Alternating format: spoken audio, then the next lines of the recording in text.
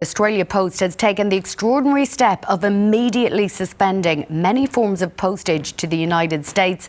Let's go straight to our reporter Max Tillman in Sydney this morning. Max, what can you tell us?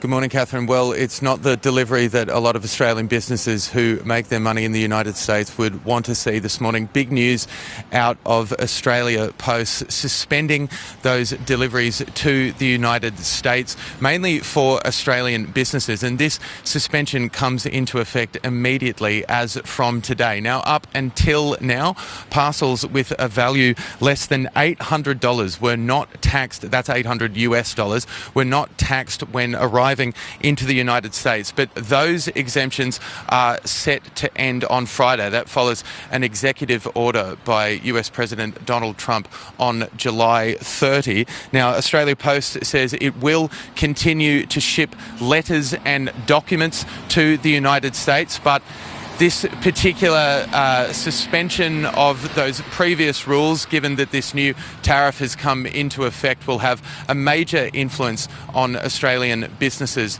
that send parcels and items to the United States. Now, we know that Australia Post has said they're very disappointed with these new tariffs that have been put in place, but at the same time they say that they're going to be working quickly in order to resolve this and make sure that they can continue that steady stream of parcels into the United States, making sure that it doesn't have a major impact on Australian businesses. But at the same time, they do say they will engage a separate company in order to effectively collect those tariffs on their behalf. Now, in May of this year, some similar tariffs were imposed on China that had previously had an exemption similar to Australia when it came to those parcels and deliveries into the United States with a value less than $800 US. But in May, those exemptions were suspended as well, and that had a major effect on some of those larger Chinese online retailers like Temu.